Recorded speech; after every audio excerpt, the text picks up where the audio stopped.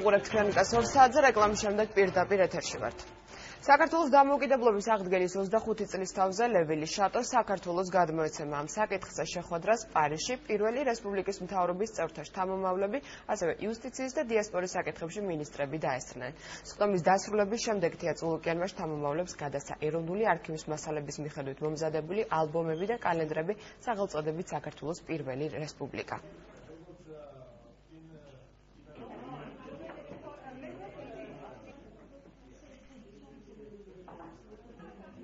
უდიდესი პროგრესია სახეზე, რომ ჩვენ უკვე ვსაუბრობთ პროექტის დეტალებზე, რომლის საფუძველზეც ამ ოჯახებმა ხელი უნდა მოაწერონ მამულის საქართველოსთვის გადმოცემის საკითხს.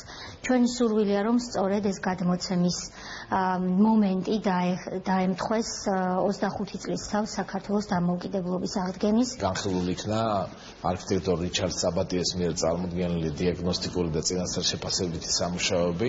ოჯახებმა წარმომადგენლებმა თავისი კორექტივები შეიტანეს ამ ძალიან დიდ და მნიშვნელოვან პროექტში.